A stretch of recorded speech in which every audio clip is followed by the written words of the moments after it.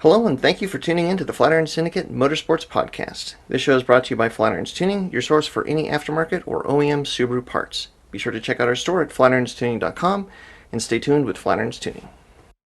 Yeah, Videos yeah, we were.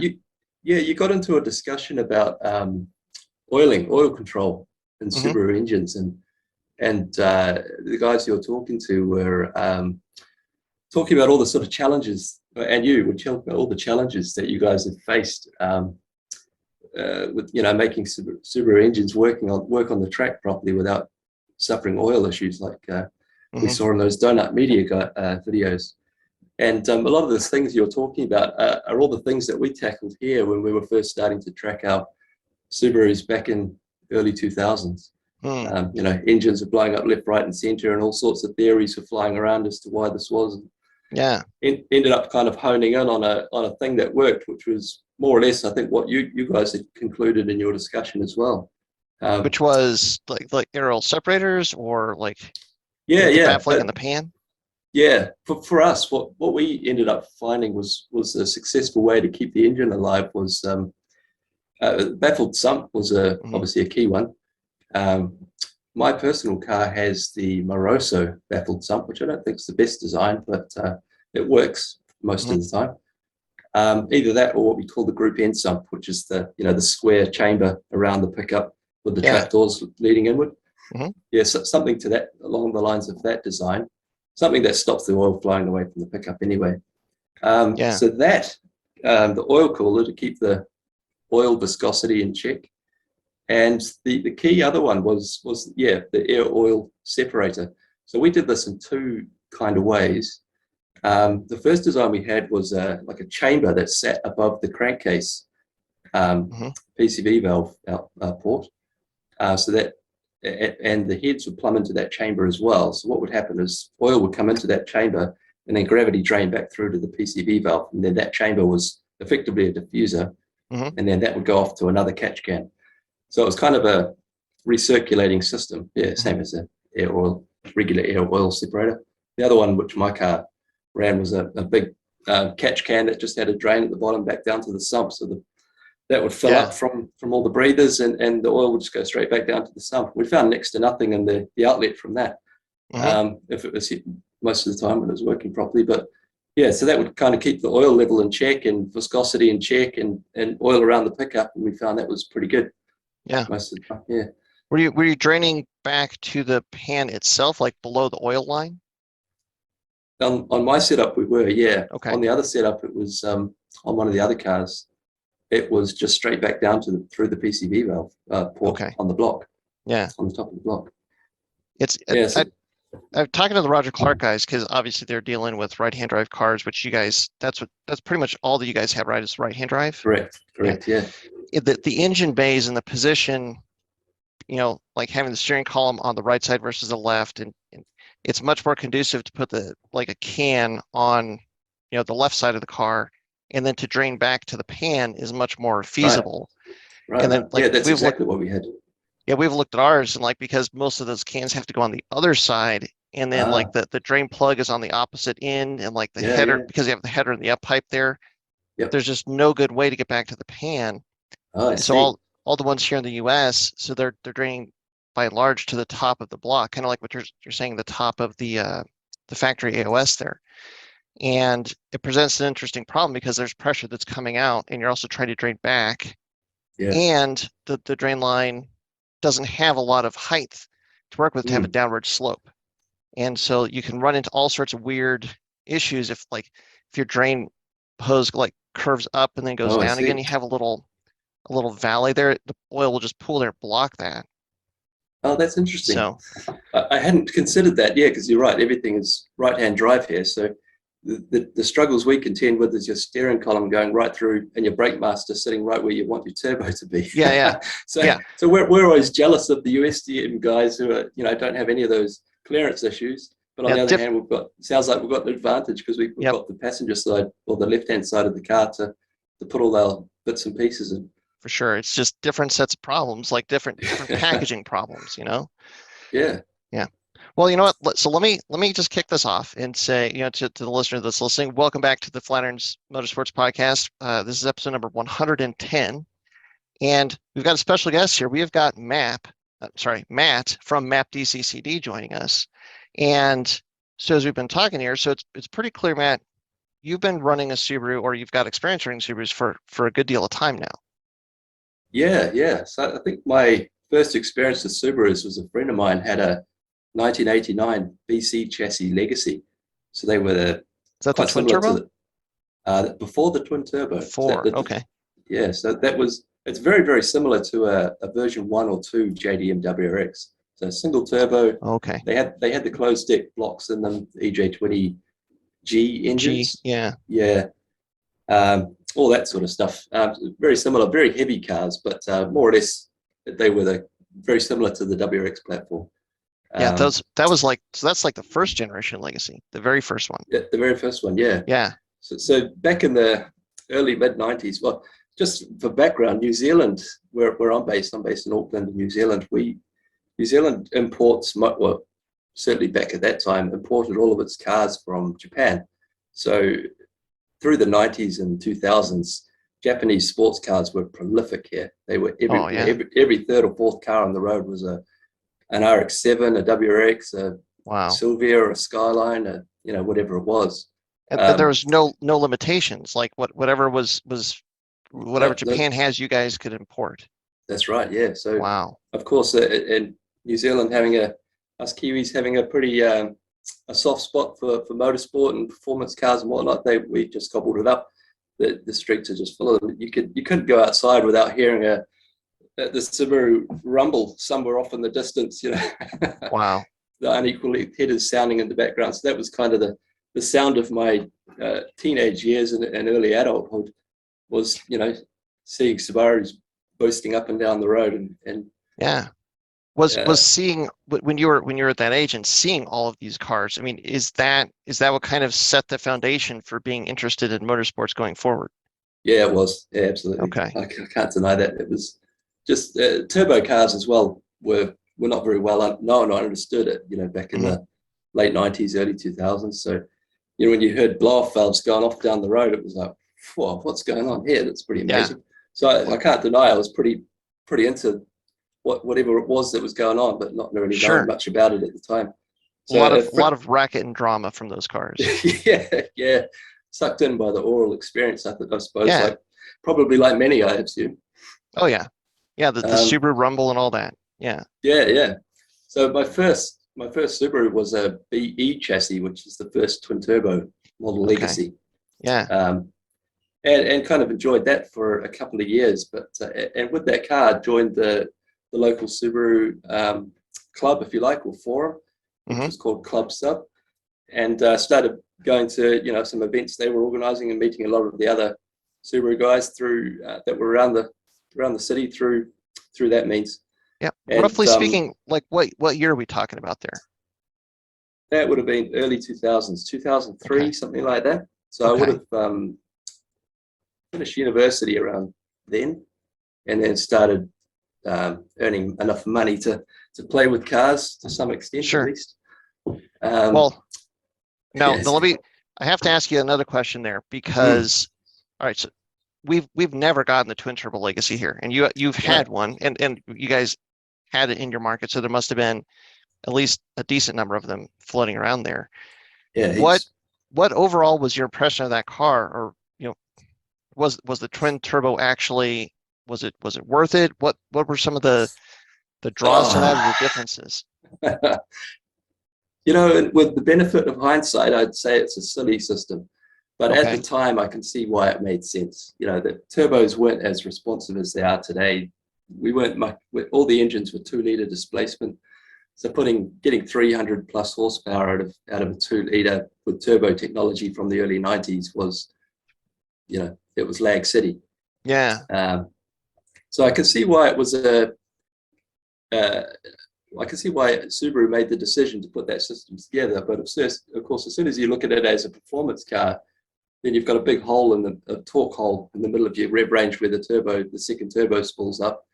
Any modifications you want to do thwarted by the complexity of the system, and everything just becomes too difficult. And couple that with a pretty heavy chassis, and you've got a car that just doesn't really make sense as a modified performance car platform.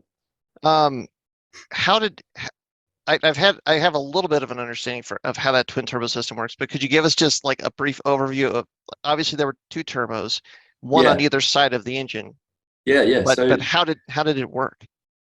Yeah, so there's two very small turbos called BF13, BF14. They were the IHI models that were on the very first Legacies. So both cylinder banks fed the right-hand side turbo first. So you got it spooled up very quickly. Small turbo, both banks feeding it.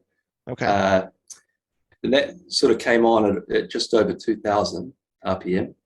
And then that carried through to, I can't remember now, somewhere around 4,000, I'd say. And then at that point, the whole lot of valves and things opened, and there was a big exhaust valve in the headers, and that directed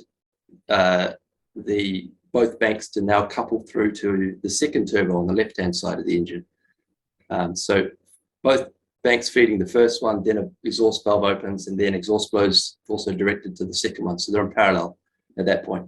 Wow. Oh, so it went from single to parallel. To parallel, yeah. So you get a little this torque dip around 4,000, where all of a sudden the valves open, and all of a sudden you got one spooled turbo and one unspooled turbo, and the whole system loses pressure for a moment, and then the second one comes up to speed and boost pressure builds again. So it was around 500 RPM that the rev range would sort of take a dip and slow down and then take off as the second one came through. So there's a second valve on the outlet of the left-hand side turbo as well.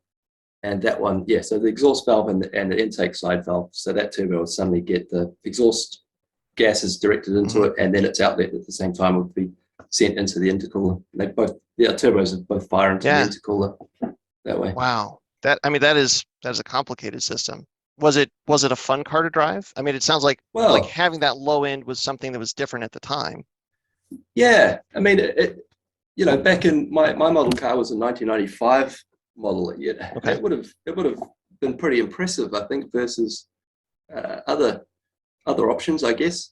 But compared to a Skyline R32, or probably the R33s might have been out at that point in time, it wasn't as quick as those. Sure. I think it just lacked displacement. The turbos are a bit small.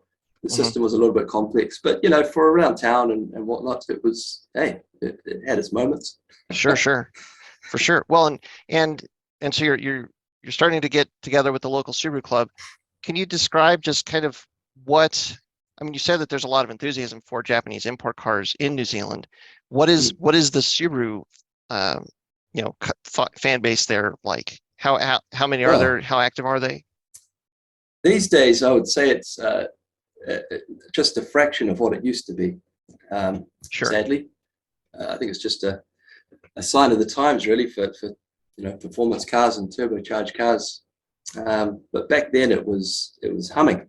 There was heaps of people. Everybody had Subarus at various stages of modifications, various budgets. From shipbox BEs like I had at the time, or to start with, through to I think some guy had a modified Hawkeye or something like that at some point, which it was only a year old or something by the first time I saw one, and that was kind of like unfathomable levels of performance back in the mid 2000s or whatever it was. But I quickly, through that club, I met some cool guys who would help me out on my BE Legacy, and a couple of them had Type-R Imprezas, the JDM Type-Rs, which is the two-doors. Kind of looks like, I think, your 2.5 RS, but was just the regular STI platform.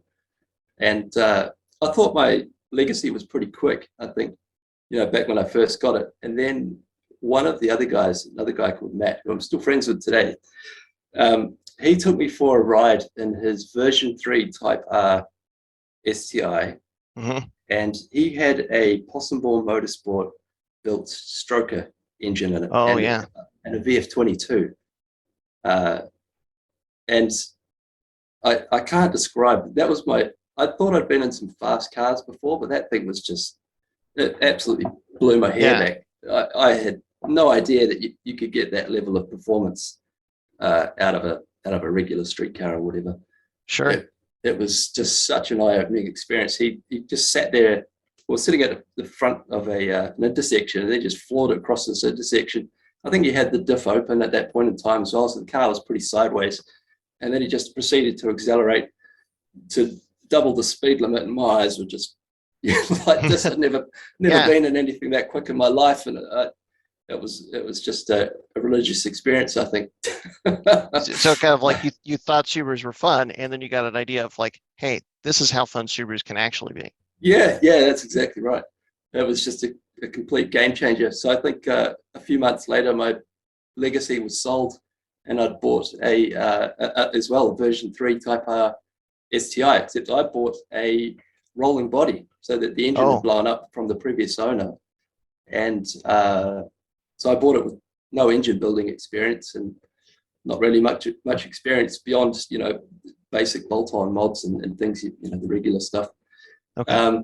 So I bought it. I decided, right, I'm going to take a deep dive into the Subaru stuff and learn all about it, and got connected with a friend of mine's engine builder who showed me how engines are built, and put that together and did some basic suspension and brake upgrade stuff, and basically started building my own version of what my friend's car sort of had been.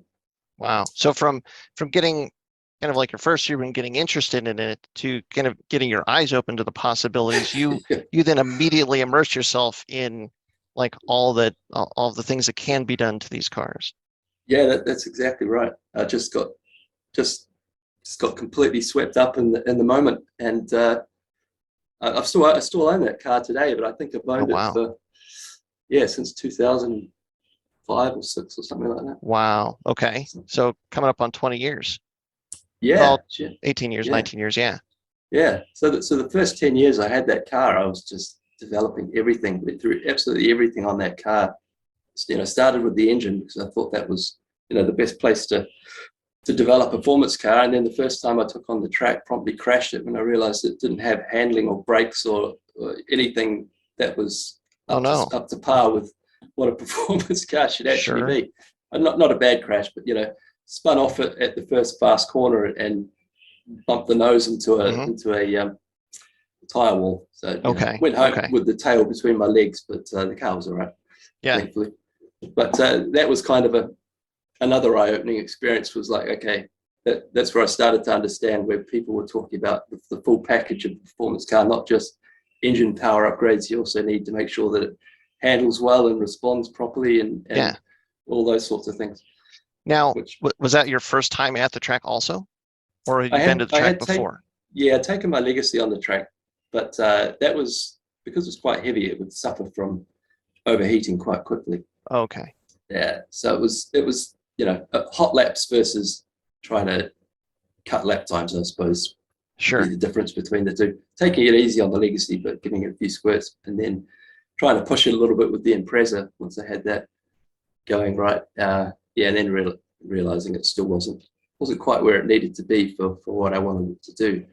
It was only making around 230 kilowatts at the wheels at some point. We were putting a lot of methanol in our fuel, so we could pump we're still running a factory turbo as well, so 98 RON fuel with a bit of methanol, and you could run the turbo just about as hard as you could push it to get 230, 240 kilowatts, something like that. This is in the early 2000s? Yeah. Okay. Yeah. So that was kind of our trick for sure, pumping the power a little bit. I remember over here, guys played with a little bit of fuel additives back then before like ECU tuning became like a thing. Like there was, I think at that time, you could send your ECU out to be physically reflashed, but there wasn't any way for anybody to get into them really. And so people were tinkering with, like playing with boost controllers and fuel additives, like how closely can you walk that line of stressing the factory fuel system and the factory turbo to get a little bit extra power out. Yeah, that's right. And tuning was a bit of a black art at that point in time as well. Not much information around on how engine tuning worked, and so you kind of trusted somebody who'd done it before and managed to not blow their engine up versus anything else. Right. So we had a Profec B HKS, I think it was. Was it HKS or Greddy? Profec B voice controller. Yeah. Things like that, and apexy fuel modifier, whatever that was. Yeah, that's it. Gosh, Yep. it's taking me back. Yeah. Those sorts of crap. Yeah. So it sounds like if you guys had the Japanese cars, you guys also had like all the parts from the Japanese manufacturers that were coming in. Okay. Yeah, they were. So they were all over the local marketplace. You could pick up all sorts of Japanese devices that nobody really knew what they did or how they worked properly, and slap it in and see what it did anyway. Yep. Yeah. I remember like for a long time the popular boost controller here was the Blitz SBCID. Oh, yeah. And the thing was you bought the thing and everything looks really nice, comes in a nice box. You open it up, you start looking through the directions, and it's all in Japanese. Yeah, and there's some pictures that are just enough to like give you some hints, but then like somebody actually went through and translated the whole thing. And if you dig around the internet, you could get the English translated directions. Yeah. You're like, oh, this is how this works. Okay, this is actually how I could use these settings. Perfect. Yeah, made it interesting. Could you imagine taking that approach nowadays? It just it sounds like absolute recipe for blowing your engine up, right? Yeah, almost guaranteed. We now know better. That is for sure. Yeah. But I mean, it got us here, right? Well, that's true. That's true. I guess it worked once you had it in the sweet spot. To a certain extent, I mean, like what that forced you to do to a reasonable degree is you had to figure out how the thing worked. Because like you don't have like a clear set of directions or clear explanation of what this does, how you can use it, and how to use it safely. You had to kind of figure it out.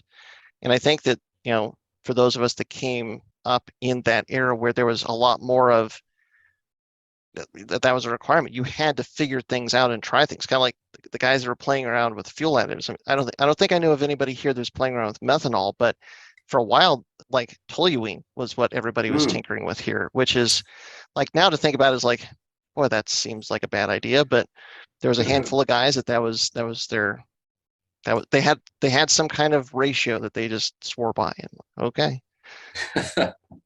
Yeah, I don't think toluene was known here at the time, but boy, there's probably somebody here using it if they could.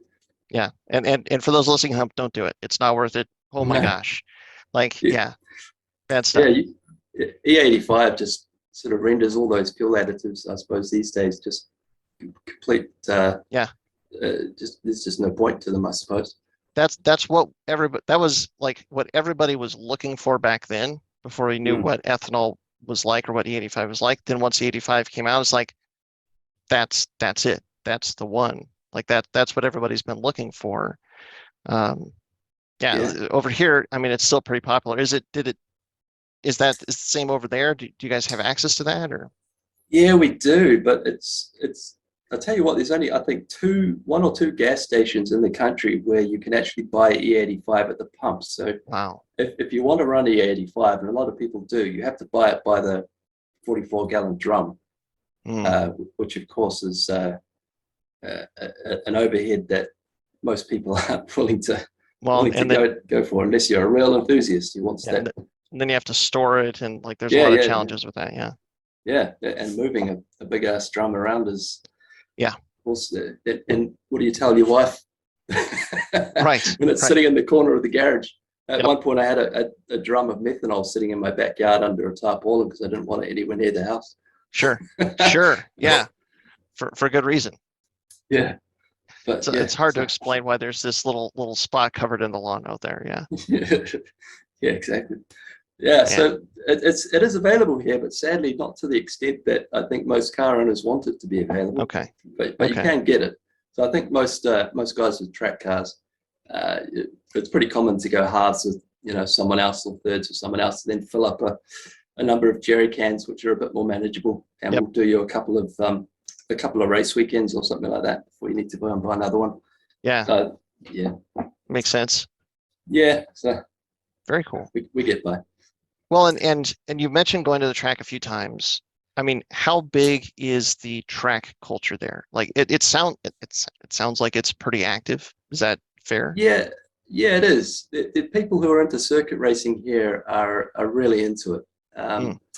But New Zealand, it was much more of a street scene. versus a track scene. These days, maybe I'm out of touch, I don't know, but I don't think there is a street scene that exists now. Not like it used to be anyway. But, you know, the people who modify their cars sort of, I think, naturally progress to taking them to the track at some point. And then, yeah, some people got hooked, some people crashed their cars, and some people didn't like it, I suppose. Or decided it wasn't for them. I ended up, for me, it was a situation of going to some track days, just, you know, for fun and for learning, and that initially. And today, you know, 20 years later almost, I'm sitting here with this sports racer thing behind me and some other track cars. I really enjoy my racing. But it's been a long path to sort of get to the level I'm at now versus back then. So back then I was more interested in track days and that sort of thing. And it's one of those, like, once you get hooked on driving at the track, then, like, if you really want to do it more, you kind of have to kind of figure out what role or what interests you the most of driving at the track. Is it just track days? Do you want some level of competition? And then is it wheel to wheel? Is it time attack? You know, what grabs your interest? What holds your interest? And where do you want to kind of put your time and energy? Yeah, that's right. Yeah, I know you've dabbled in quite a few different areas. You've done Pikes Peak and a lot of circuit stuff and super lap. Not myself, but yeah, like the team and stuff. Yeah, your team. Yeah, yeah. So that, I mean, that's pretty impressive. We don't have anything like Pikes Peak around here, but certainly super lap events and single car sprints and track days and that sort of stuff exists on the next level down to from door to door racing. Sure. And it sounds like it's an active group there. Like, people are really passionate about it. Yeah, they are. There's a good motorsport community here, and I think, you know, whatever you want to do, there's an event for it. And most of the population, New Zealand geographically is spread over two very long islands. Most of the population lives in the North Island, and most of our circuits are in the North Island as well. So if you're into motorsport, and, you know, the tracks are reasonably accessible. And there's, of course, tons of gravel and dirt events, like if you're into rally stuff. And the car clubs, there's tons of car clubs, and they're always doing autocross and, you know, car park type events and skid pan events and that sort of stuff. So a lot of opportunities. Yeah, I'd say so. A lot of opportunities. That's awesome. Well, and I'm, you know, having the close access to all those sorts of activities. I mean, if you're a car guy and you want to play around with your car, and it's easy to try all those things out, you're going to find something that you like. It's going to get you.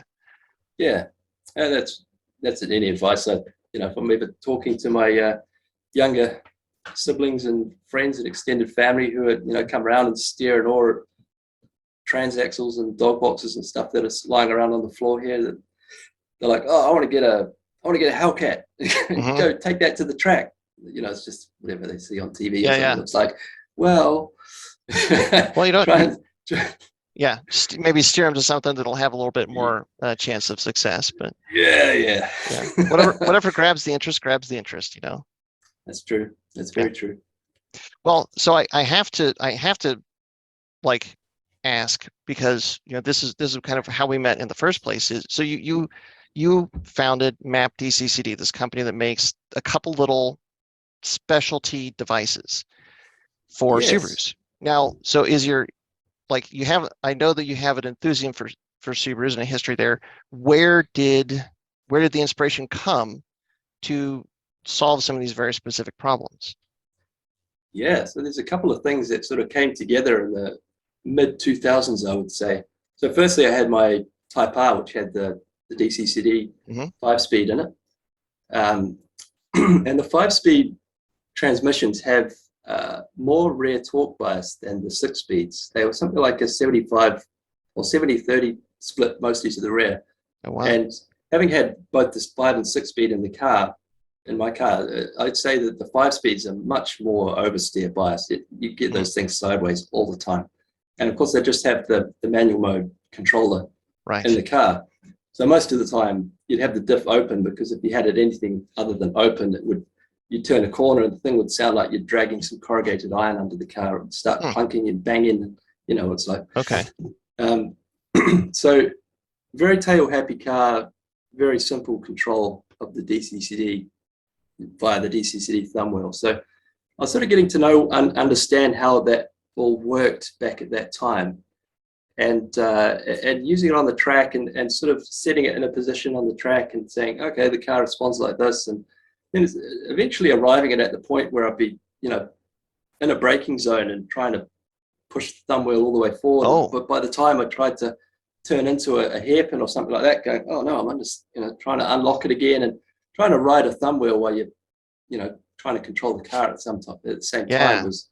My gosh, I didn't you know, even think of trying to actuate that at the same time of driving. But I mean, I guess well, there was could, just there one could of be a those desire things. to do it. Yeah. Yeah, because there wasn't. Yeah, not that I'm advocating that it was a good idea, because it made it really hard to drive. Yeah. But it was sort of a point where I arrived at, like, this corner I want the diff set here. This, you know, when I'm turning in, I don't want any DCCD lock. When I'm coming out of this hairpin, I need as much as I can get. And trying to, if I was really trying to get a good lap time, I was also try and adjust the DCCD position. And a few other guys around were doing the same sort of thing. And one guy actually mounted the Thumbwheel. He actually cut a hole in his steering wheel and put the Thumbwheel there, so he could steer and ride this thing up and down as he went around the track. Sense. Yeah. So there's sort of that sort of problem existing in the mid 2000s. And another guy in the Subaru club, friend of mine, he had an immaculate version 4 Type-R. He wasn't into circuit racing or anything like that, but he had, you know, top quality off the shelf parts at the time, and his car was just absolutely perfect. And he took me for a ride in his car sometime in the I'm going to say it was around 2006 or 7, and he crashed it bad, wrote it off. It was actually quite a bad car accident. Coming onto he just fitted a new turbo. It was I'm going to say it's around 270 kilowatts at the wheel, so it's pretty quick for a car that weighs, I don't know what it weighs in pounds, but it was, you know, around 1100 kg. Oh wow, very light.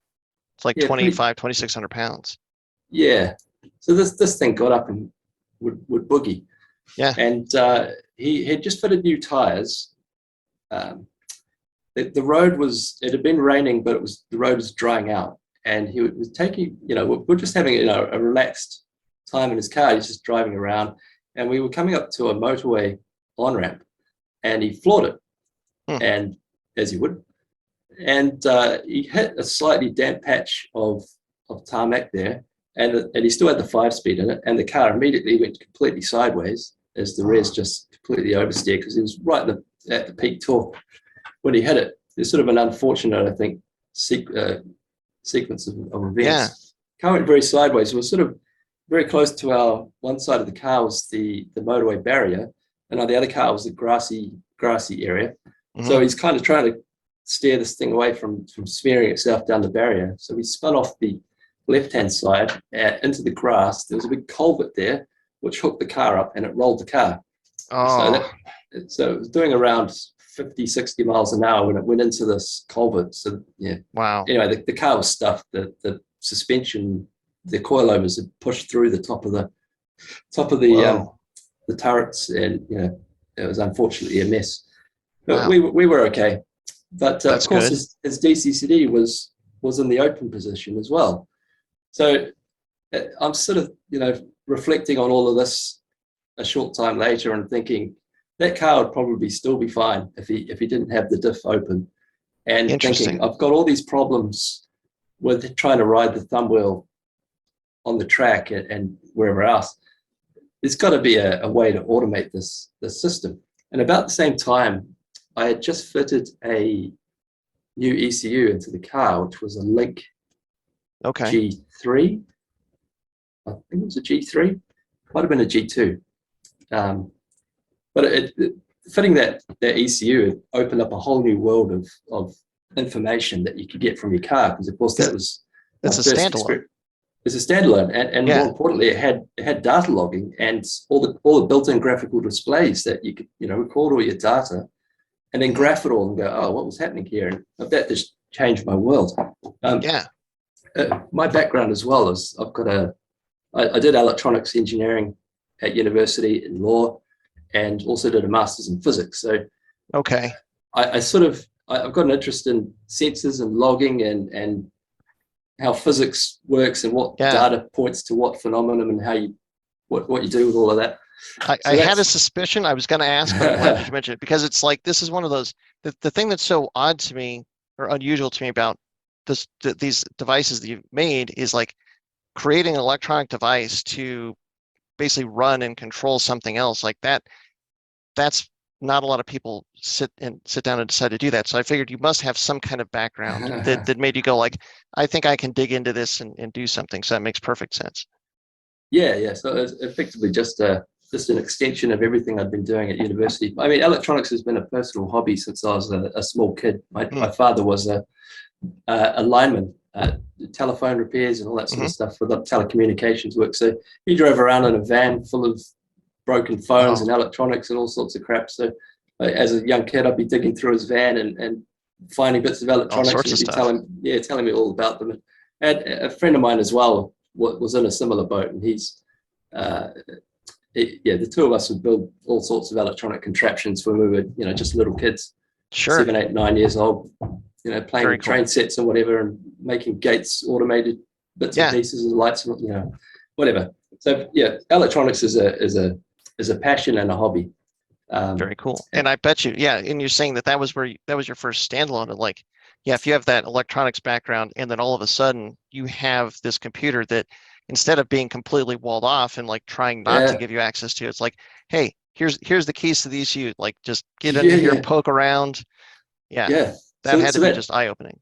It changed my life. So as soon as I fitted that ECU and realized how the data logging stuff side of things worked, it was immediately off to the local junkyards to pull all sorts of sensors out of other cars. And of course, the first thing I went and did was go and pull out a bunch of accelerometers and gyros and all that sort of stuff out of whatever cars I could find. And my Impreza was just loaded with sensors. Because in terms of the early stages of what I was trying to do with the DCCD system, it was two things I was trying. One was logging tons of sensors on the cars to find out what data these sensors could provide and how I might be able to use what data they were sending as part of some control strategy. And the second thing I was doing was I had access to a lot of I can't even remember what it is now. The database where all the white papers engineering white papers are available. Everything that everybody that's publishing like papers and such. Okay. Yeah, I can't remember what that's called now. It was a hangover from my engineering school days. I was still able to get access to all those somehow. I think it's a paid subscription database nowadays or something like that. Anyway, what I was doing was downloading everything I could find on drivetrain control, and it was quite apparent that a lot of the OEMs were thinking about center diff control strategies through the 80s and 90s, and they were publishing a lot of information on it. You could get a lot of data from those. They'd test out, if we use throttle and accelerometers, we can do this sort of thing. They're kind of giving you the places to look. Like, here's the sensors that you want to use. Here's the car inputs that you want to use, and like maybe the preliminary correlation between like the accelerometer and the throttle and all that. Yeah, exactly. So it was. I soon understood that it was a well-known problem to OEMs, and they've been trying to tackle what the best way to offer your general center diff control strategy at the time. Because of course Mitsubishi had their ADC and Skylines had the ETS Attessa. All that stuff came out in the Skyline R32 system came out, 88, 89, something 89, like that. Yeah, I think 89, 88, something like that. Yeah. So the Subaru system, automated system, was version 7 STI, and that was 2001 or something like that. So I wanted to ask you there too, because you said that the 5-speed DCCD cars were so rear biased, did they have a reputation of kind of like what you're describing, like it being a really rear biased car? Like, because over here we've only ever until the STI landed, we only ever had like the viscous centers, and so like the reputation that they had was that you had a lot of grip, and if anything, the car's understeer. Like over here, Yeah. everybody just talks about all the understeer issues with Subarus, Mm. and what you're describing is exactly the opposite. That Well, those cars, if you had the DCCD set in the rear, it would actually oversteer a lot, which is like, yeah, but that seems they kind of would. foreign to me. Yeah, well, it was a bit of both actually with that chassis. I'd Okay. say it's the, the the version, the Type R's and RAs from version 3 to 6 are the ones that had the DCCD system, but of course the GC8 suspension platform was not the best, right, for circuit racing. Mm-hmm. Really low caster. The Right. suspension geometry is not amazing. They certainly improved it in the later years anyway. So you had this issue with those cars where as soon as you got on the throttle, they were very tail happy. Mm-hmm. But turning into a corner or whenever it was you're off the throttle, they would still be understeer prone, probably because the tires are falling over most of the time. Mm-hmm. But you didn't have the viscosity diff issues where you have drivetrain bind time turning in, which would sort of drive the front wheels forward and to understeer a little bit. Right. So yeah, the car was, handling was all over the shop on those, and people who own them knew about that. And certainly a lot of the guys who were taking regular STIs without DCCD and having understeer issues and then fitting DCCD to it, they would solve some of the understeer issues. Part of it, yeah. But still there'd be the suspension geometry related issues, which is, I suppose, more standard. Right. And then because you mentioned, that's the other question that came to mind is, so at some point Subaru gave you basically this DCCD that was electronic and active. And that, if I have the timelines right, that happened maybe just a couple years before you kind of had all this experience and started really thinking about the problem and the solution on your own. But did that kind of show you like this is what's possible? Like if you have a computer that is controlling this instead of just a manual thumb wheel, all of a sudden, like this works way better with the computer doing stuff versus just trying to roll the thumb wheel. Yeah, effectively, that's right. I didn't have any experience, I think, at the time with how the OEM Subaru system worked when I was starting to control the DCCD system of my own. What I was doing first was using the Link ECU with all these sensors going into it. I was using that for some basic, you can set up a general purpose table. We can set up 2 axes and then output a PWM signal on one of the output pins. I'll take that PWM signal, put it through a filter, so it turned it into a DC signal, and then use that to replicate the thumb wheel input on the manual controller in the GC8. Okay. So basically, you're starting to be able to use the Link ECU to control the center diff, or just to read what it was doing. To control it. To control it. Okay. Yeah, so effectively the Link ECU would replace the thumb wheel input on the manual controller. So that the Link ECU would effectively force the output to be a 0 to 5 volt signal based on whatever was in this 2D table. Yeah. And so I had a lot of the sensor data coming into the ECU, and I'd say, okay, well, let's go for a drive using these 2 axes to control the thumb wheel input. Yeah. And of course, it has the lights on the dash, so I could sort of monitor what it's doing as well as the lights went up and down. And I found, speed and map, the map sensor settings and throttle were all kind of key things you could set it. But the Link was, of course, limited to using 2 sensors at one time. And I soon found as well that when I was braking, of course, you're off the throttle, maps at 0, but there's still other things I want the diff to be doing, but none of these sensors can be used for doing any sort of control under braking. And logging the accelerometers at the same time to see, well, okay, the accelerometers know when the car is accelerating or braking or turning left or right. So that was a good indication, but at the same time, accelerometers are affected by bumps in the car and camber in the road. You might be oversteering, and the accelerometer reads, neutral. So it was useful, but not perfect. And the other thing was, of course, if I was relying just on accelerometers, you'd get inconsistent results because on the circuit sometimes it was all right because the environment doesn't change very much, but certainly on the road I found that they weren't reliable, because sometimes they would read what you'd expect, and sometimes they wouldn't, due to the car body roll and road camber and other Yeah. bumps and whatever it Road was. conditions, you name it. Yeah. Yeah, so eventually ended up distilling this set of sensor data that eventually what went into the MAP DCCD controller, and I could set up the control and the link to do any one of these things, but not everything together. And that's when I kind of thought, okay, we need a standalone controller now that puts all this together. Yeah, a dedicated system. That the standalone ECU just wasn't capable of doing that. But I sort of knew what I wanted at that point. So that was after a couple of years worth of logging and testing and figuring all this stuff out. Did you? I mean, it sounds like this is something that you were working on. It was like maybe kind of like your project, and you trying all the stuff.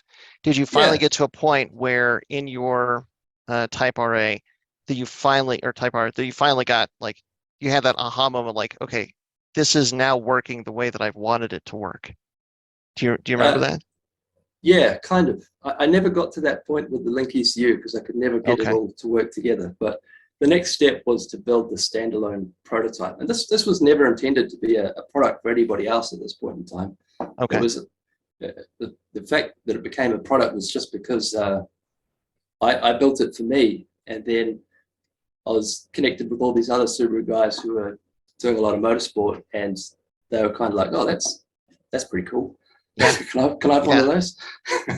For sure. They were trialing other systems as well, but finding issues with those and whatnot. So that's how it sort of became a thing that everybody knows about today. But a friend of mine called Ben, he's another.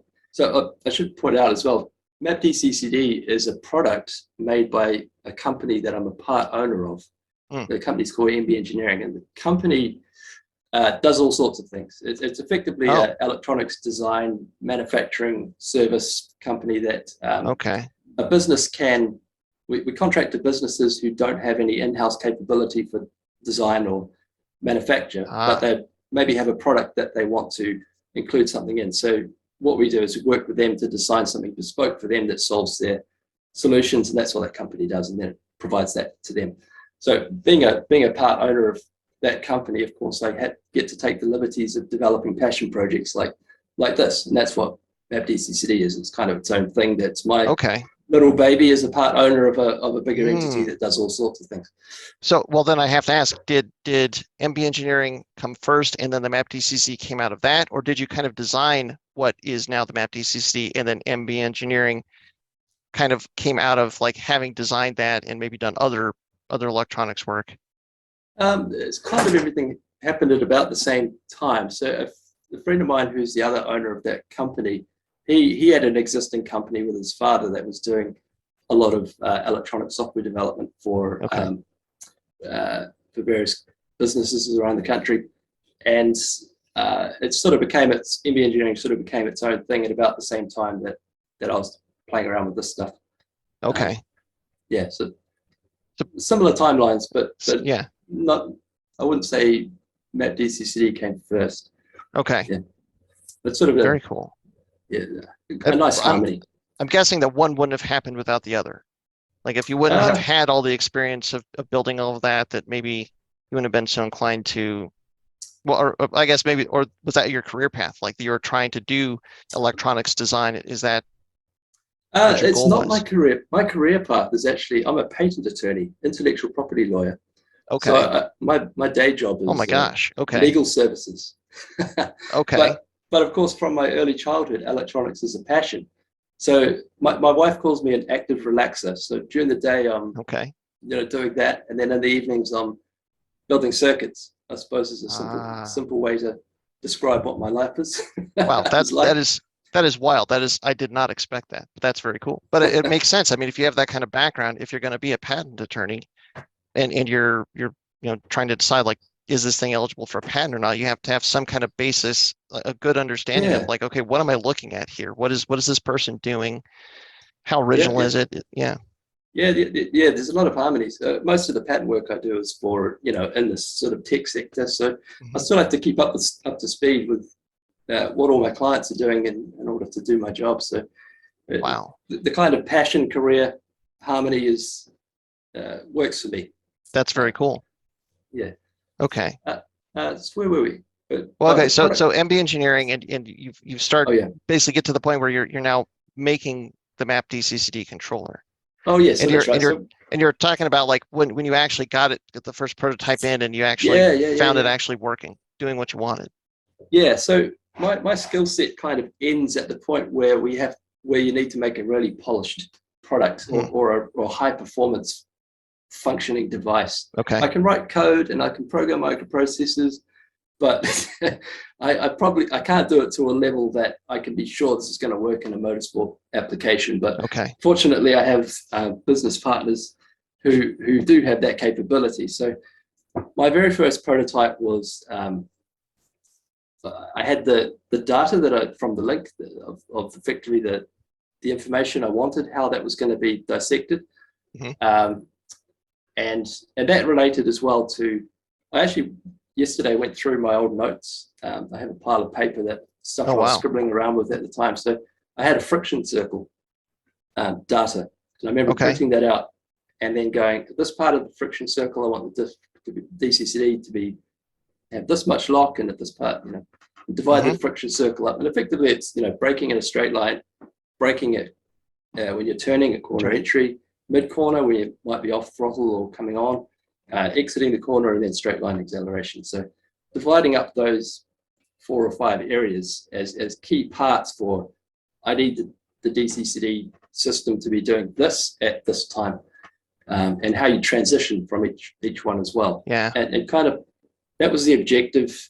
I sort of knew what sensors would provide the relevant data for each one of those things, and then it just became an issue of how you put that into a control strategy. Yeah. And as well, I trialed so many different types of sensors, and each sensor type would give you good information, but sometimes it wouldn't be particularly reliable, as I mentioned with the accelerometers sometimes, and other sensors as well. So it was kind of important as well to have a reliable set of sensors, and ones that weren't too difficult to interpret or use to get a good result. So that was kind of what distilled the end result, which is effectively what's been in the product from day one. A couple of tweaks. So anyway, developing the product prototype, I worked quite closely with a friend of mine, a director of the company, and he said, okay, this is how we're going to do it. We need a microprocessor that's going to be operating at this speed, because we know we need this kind of response time. It needs to be reading these sensor inputs, so therefore it needs to have enough ADC inputs to read the sensors. It needs to have input circuitry for protection, all that sort of stuff. And then I sort of written pseudo code as well, or some basic code that said, here's how you interpret that stuff. So we kind of took that and basically built this standalone prototype board. I think we even hand etched the first PCB, which was a thing back in the mid late 2000s. Nowadays you wouldn't bother. You just go straight to a computer, design a thing, and get a manufactured circuit board back in the mail a week later or something like that. You never bother hand etching. Right. So, but back then, hand etched. We've still got the hand etched prototype sitting in a box somewhere. Oh yeah, I hope so. Yeah. And effectively, we made this thing and put it in the car and set it up without the interface. So sort of, I just put some hard programmed map data into it, and went for a drive. I think that there's a skid pan day coming up, so I took the car there and took a friend in the car as well in the passenger seat, and we went for a drive around the skid pan to test the system. We could switch it off and back to the manual control, and the car would be skidding around all over the place, and then switch it on again, and all of a sudden it would straighten up and have grip and stability. And it was like, this is it. It works. This is it. Wow. Great. Well, to the point I wanted it to work. Yeah. Speeding. So it was kind of a proof of concept, I suppose. Was it? And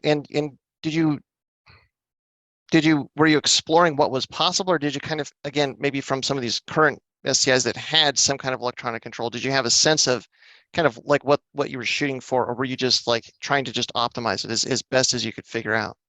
there was very limited information on what the OEM system was. You get those Mhm. kind of marketing documents which have the, you know, the nice sweeping Yeah. curves, whatever they were, where it had throttle versus other stuff. Yeah. What was it? Throttle versus lateral G or something like that. And I think they had steering angle in there too, I Yeah, think, yeah. but it On the wasn't version, very clear what it was or what they were doing no, with that's it. right.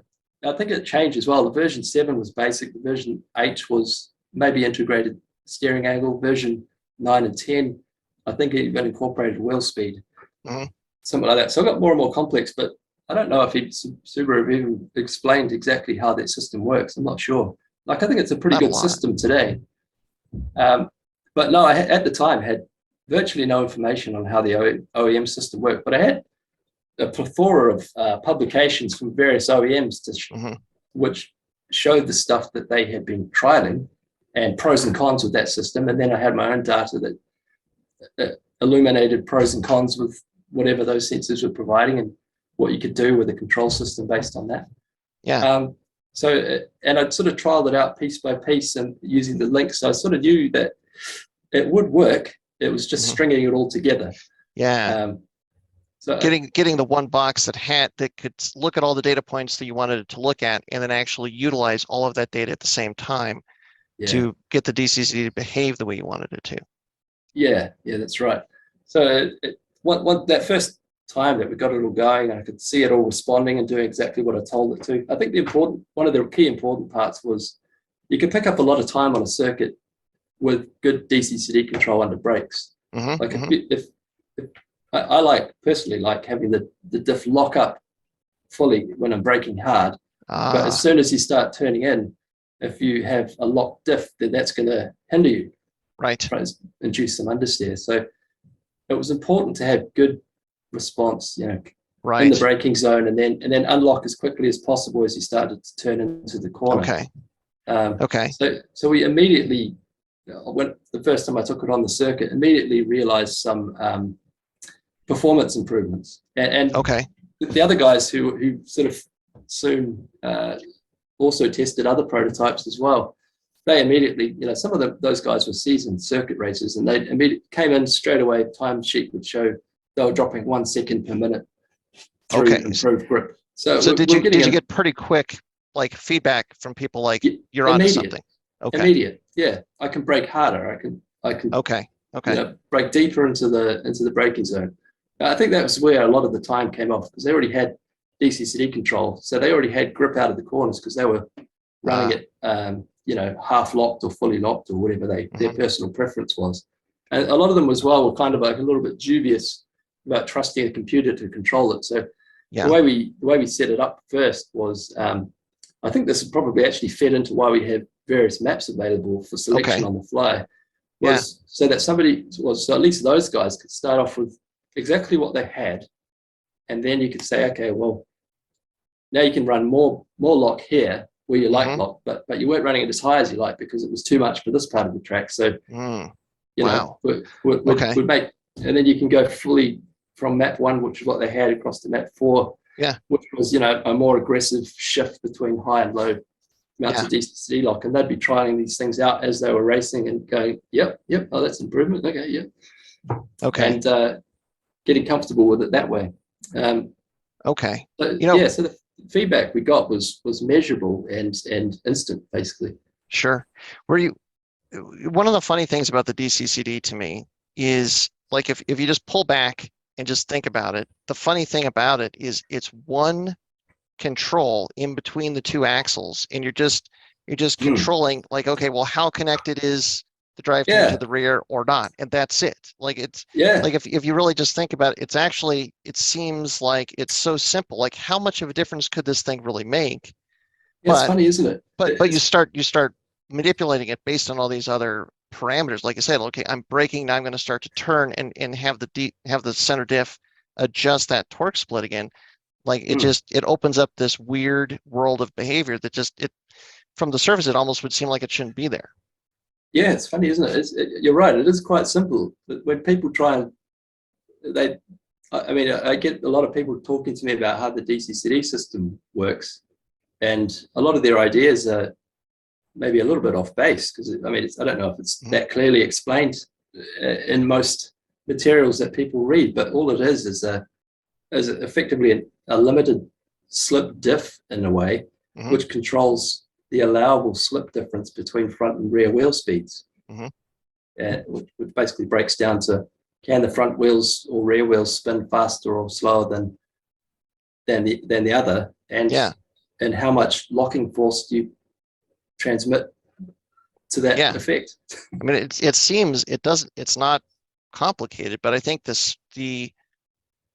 what the secret to it is, how do you utilize that lock? Like, what do you do with this thing that on its surface is simple? Because it's, in a way, it's exactly what you've been describing. Like, well, it started out with just a simple thumb wheel, because maybe even Subaru didn't know exactly what all was possible, or maybe not at the beginning. And you realize the limitations of having very limited adjustment. And then you've discovered, okay, now if you bring this adjustment and you make it dynamic and you get it to work for you, then that's where it just opens up all this possibility. Yeah, it's fascinating. I actually got a look at the Subaru's WRC system. I should mention as well, a lot of the circuit guys I knew back at the time, some of them knew people that were involved with. New Zealand had a sort of a couple of guys running the WRC, or the Asia Pacific rally circuit, and they could see how the OEM Subaru center diff control program worked, and I have seen it. In fact, I think you can even find it in computer games these days. But back at the time, it was like, wow. But they were running wheel speed sensors on each wheel, and we have looked at a lot of that data, but it just became a technical hurdle that wasn't going to be easy for most people to interpret and use effectively. Certainly the Japanese Super GT program, their center differential controller as well, they have a really good system. I think they use front wheel speed difference, so just the front wheel, so look at the wheel speeds to determine when a car, you can actually determine a lot about what a car is doing from the individual wheel speeds. Any turning of the steering wheel, you immediately see a speed difference develop between the left and right wheels. And once you see that, of course, then you can say, okay, the car's turning into a corner, you know how tight the corner is based on the difference. And you can do a lot of control stuff with that. But again, it just became one of those things that, well, now you need to interface with ABS sensors, you need to, you're thinking about speed difference, you need to incorporate that into the various parts of the control strategy. And while it was doable, it just wasn't, it's just not, it's a level that most people aren't willing to commit to. Well, I suppose. That brings up a question, because the other solution you have is a wheel speed processor, so that you can, if your car doesn't get vehicle speed from the turn rings on the wheels, you make that possible. But you have like the basic one and the advanced one. The advanced one being one that looks at all four wheels. Yeah. So it collects wheel speed from all four wheels. Was seeing that part of the inspiration for coming up with that, or was it? Yeah, it something else? In my mind, there's two kinds of DCCD control strategies. There's one that's reactive and one that's proactive, is how I kind of think about it. So a reactive strategy is based on figuring out that something's happened on the car and then outputting something to control it. But the DCCD system has a bit of a lag. I don't know if you've noticed that there's actually a response time in the actual mechanism between when you energize the coil and the hand shifts, and it actually creates the locking force. It's actually quite measurable. I've forgotten what it is exactly. Like, can be quite high, like 0.7 seconds or something like that, between open and full lock sometimes. I guess I never thought about it, but yeah, it makes sense. Yeah, so I didn't want to rely on a system that says if you measure slip and then try and control it, you're kind of a second too late. And in some environments, that's not acceptable. Yeah. And well, and for motorsport and stuff, because I mean, what you're looking for on the circuit, it's kind of, again, it's back to what you're describing originally. When you get inconsistent behavior, then that erodes trust. Like you don't have the trust in the car, because I've done this 3 times and the car behaved the same way all 3 times. Then the 4th time I go into the same corner and now the car behaves completely differently. I don't, there's probably a reason for it. Like I said, in the case of the on-ramp. Well, maybe it was a wet spot that you hit this on the fourth time versus the first three, but you get that inconsistency, it can erode confidence very quickly. Exactly. And I factor that in. Well, personally, I think that's one of the really important things about the system is what I like the most about MAP DCCD system is that it responds mostly to driver inputs, and it does that immediately rather than feedback from dynamic sensors like accelerometers or what have you. Right. Because I think the feedback's just too late for that. And getting to your point about trusting the system, you need it to be predictable. So you need to be doing the same thing all the time. And if you don't know what that same thing is, you compute it, but you don't want it to be responding too late or differently, or that an unpredictable car is not a fast car. It's funny. I never thought about it in that context before, but all of a sudden now so the first of our cars that we put your controller in was our rally car. So it's on dirt. I'm sorry. The first was the Pikes Peak car because we had to do it, but as soon as we put it in and we liked it, we put it in a rally car because we had a controller in there that was just using accelerometers, and our driver did not like it at all. And because he wasn't sure if it was doing anything. It was supposed to have all these bells and whistles, like, hey, it behaves differently on left foot braking, and he never was sure that it was actually working properly. And then we put it in the Pikes Peak car, and it was like, well, this is what I want. Put it in the rally car. Then we put it in the rally car, and he loved it. But I think it's because that you have all these pre-designed maps, you said it can hold 4, or it comes with those, and we put that in, and he played around with them. He's like, okay, well, I like this one. I like map number 3.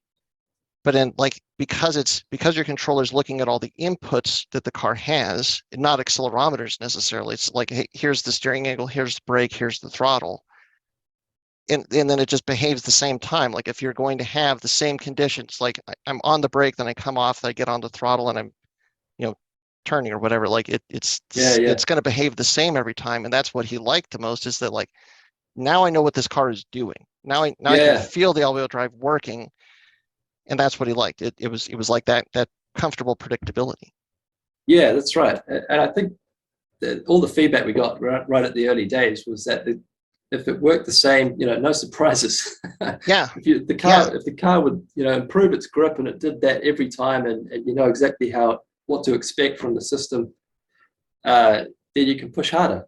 You don't have to be so concerned that something that you expect to happen might not happen.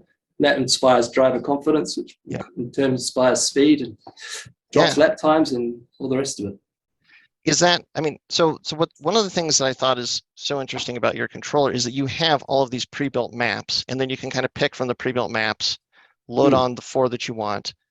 But like nobody else I've seen has anything like that. How did you decide, I guess, one, that like it wasn't just one behavior that you needed to kind of pre-build, it was a few, and actually like what you have is actually a lot, because you've got all your tarmac maps.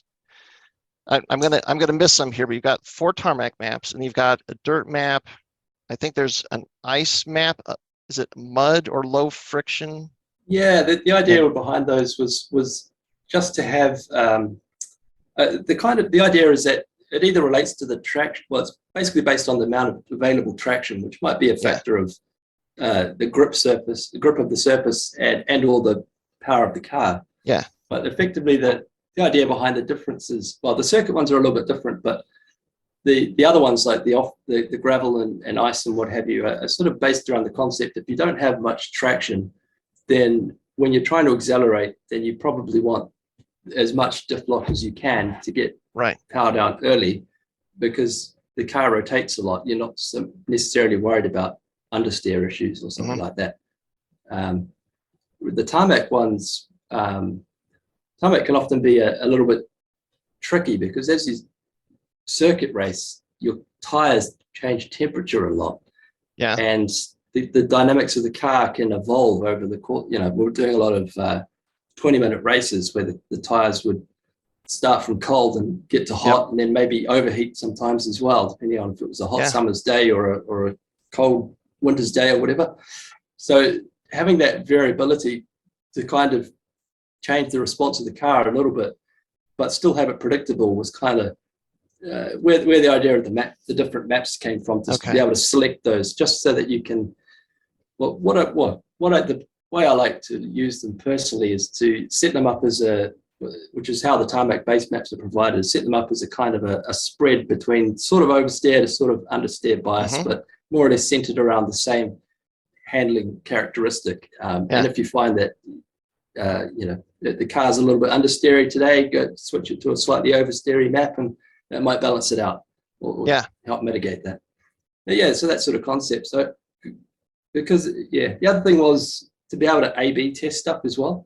Like if you want to map stuff, but you're not necessarily doing it based on data, then being able to kind of go, okay, I think I want to try this versus the one that I'm familiar with, and being able to switch backwards and forwards and seeing how the response of the car changes, whether you favor that or not. And if you don't, of course, you can switch back to what you want, and you don't ruin a circuit session or something like that. Well, what's so interesting about them, I would argue that they have personalities, because like what you're describing is exactly what we did. Like, so with our Pikes Peak car, we got it installed.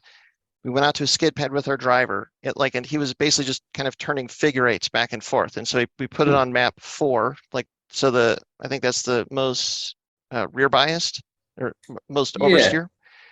And he just went around and he did some, figure eights, and then 3, 2, 1, and in the process, or in the time of about like 15 minutes, he came back in and is like, map number 3. Like that's the one that I like.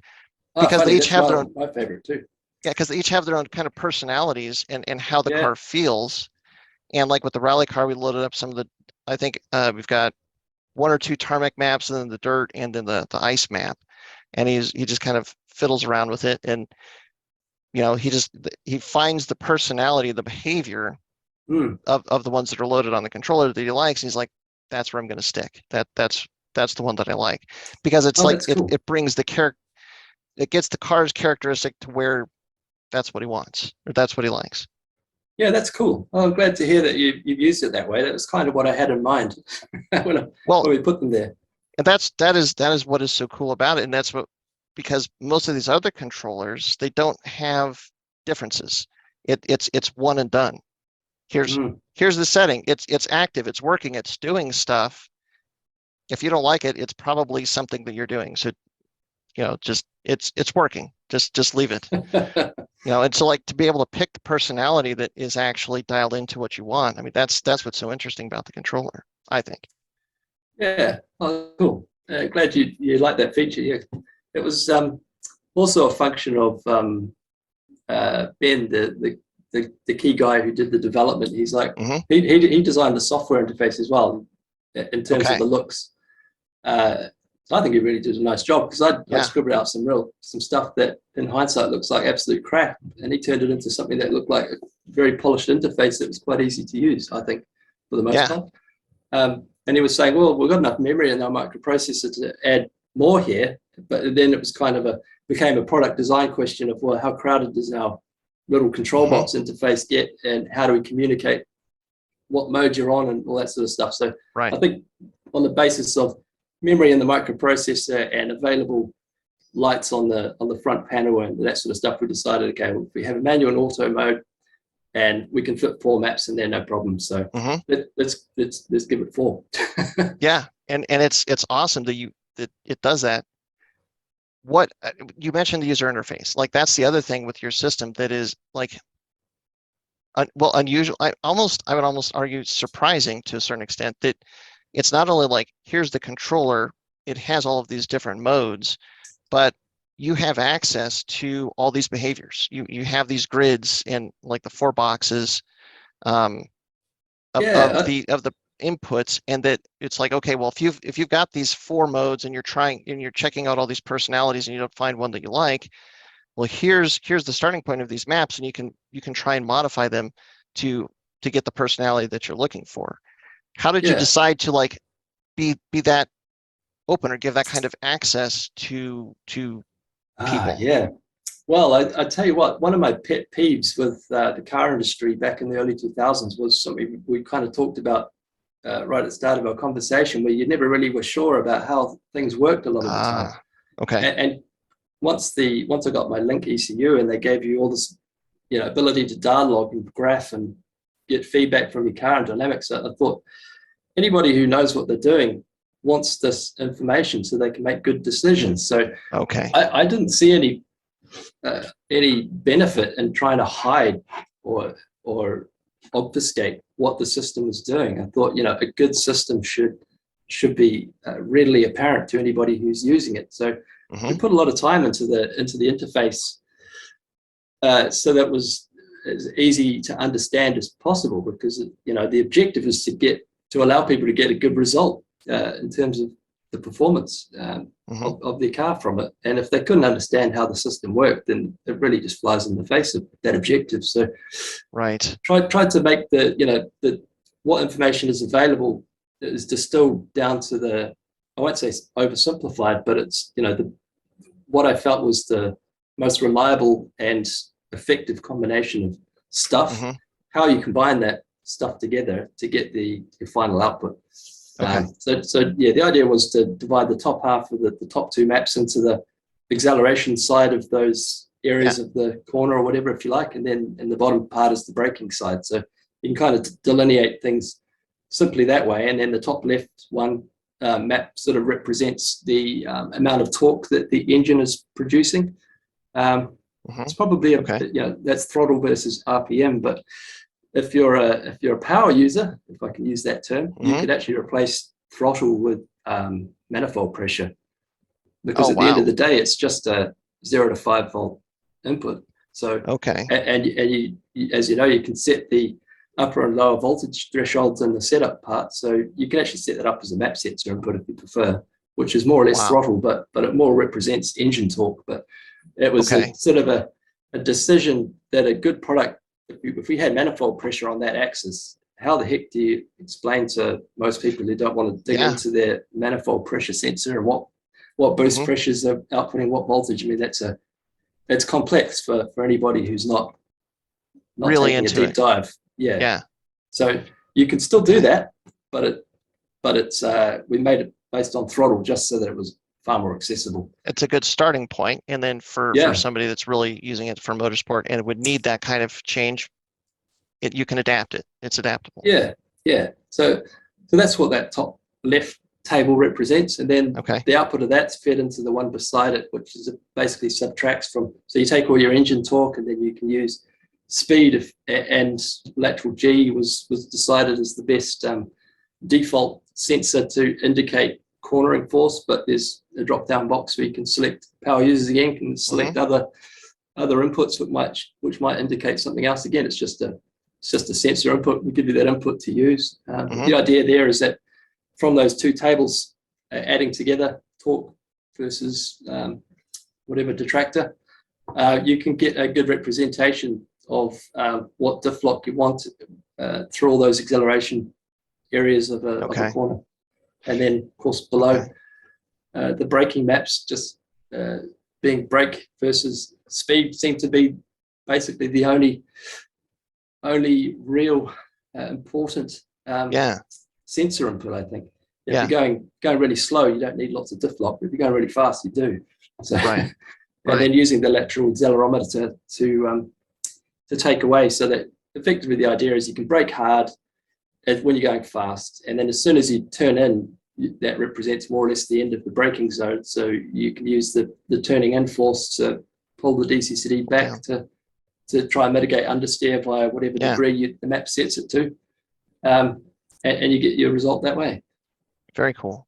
Well, and I get a lot of questions about programming a custom map, or how would you program a custom map, and that's definitely a deep question, and we've already taken up about an hour of your time, so I don't want to like start a session now just on that alone. But could you like give a sense of, like, if you're like, say you have a circuit car and you've got your map that you're happy with, but there's maybe like braking, like you want to change the braking imp or the way that the DCD is working on corner entry for braking.